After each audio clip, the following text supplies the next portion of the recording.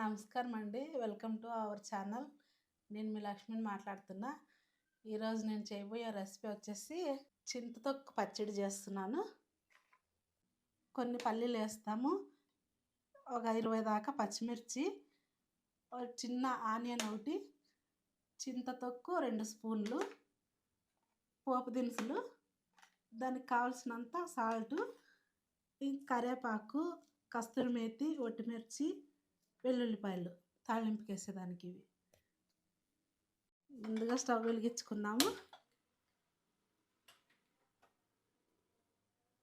పల్లీలు వేయించుదామండి. ఫస్ట్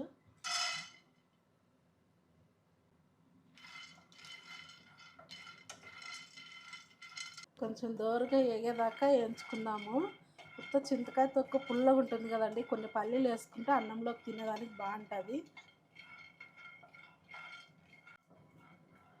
ఇలా బాగా దోరగా ఎగిపోయినాయి చూడండి, పల్లీలు వేగినాయి. ఇప్పుడు మిర్చి వేయించుకున్నాము. కొద్దిగా ఆయిల్ వేసి మిర్చి వేయించుకున్నాము.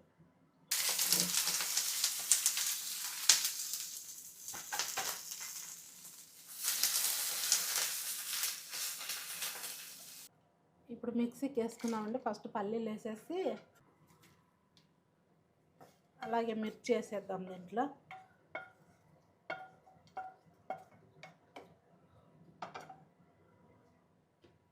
కొద్దిగా సాల్ట్, అలాగే చింతకాయ తొక్కేసేద్దాము. కొన్ని వాటర్ వేసి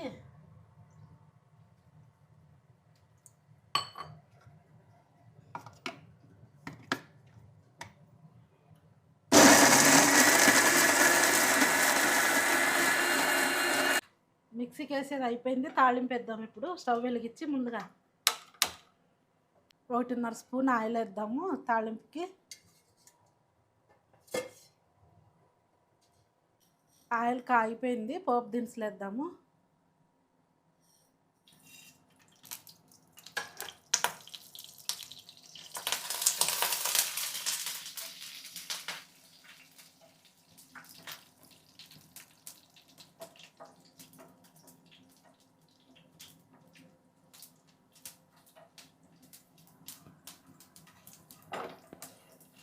ఇప్పుడు ఎండుమిర్చి, వెల్లుల్లి రబ్బులు, కస్తూరి మేతి, కరివేపాకు అన్నీ ఒకేసారి వేసి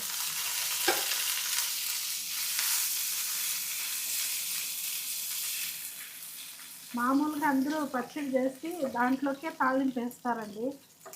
ఈ పచ్చడి తాళింపులో వేసి కొంచెం అట్లా వేయించుకుంటే బాగుంటుంది టేస్ట్. చింతకాయ తొక్కు టేస్ట్ ఎక్కువ ఉంటుంది, పచ్చివాసన రాదు.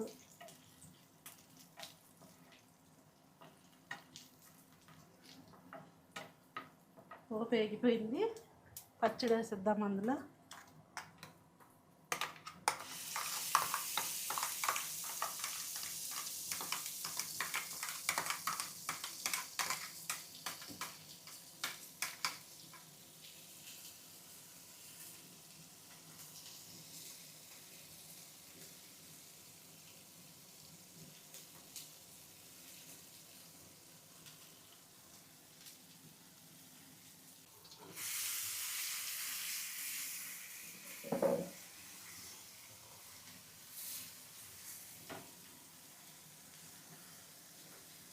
చూడండి, తాళింపులో వేసే లోపల ఎంత మంచి స్మెల్ వస్తుంది.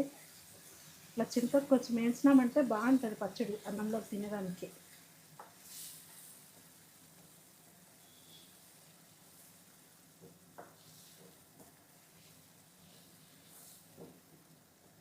అయిపోయిందండి. ఇంకా స్టవ్ ఆఫ్ చేసేద్దాము. బౌల్లోకి తీసేసుకున్నాము.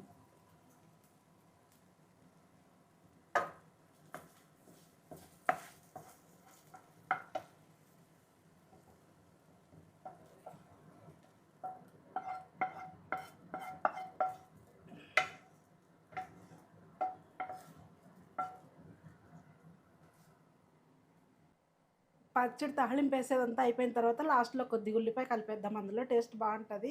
మధ్య మధ్యలో అక్కడక్కడ ఉల్లిపాయ తగులుతా అంటే తినేటప్పుడు టేస్ట్గా ఉంటుంది. అయిపోయిందండి చింతకాయ తొక్కు పచ్చడి. మీరు కూడా ఇలానే ట్రై చేయండి. నేను ఎట్లా చేస్తున్నానో అట్లా చాలా టేస్ట్గా ఉంటుంది. అలాగే ఫస్ట్ టైం ఎవరైనా మన ఛానల్ చూసినట్లయితే సబ్స్క్రైబ్ చేసుకోండి. అలాగే లైక్ చేయండి, షేర్ చేయండి, అలాగే కామెంట్ పెట్టండి.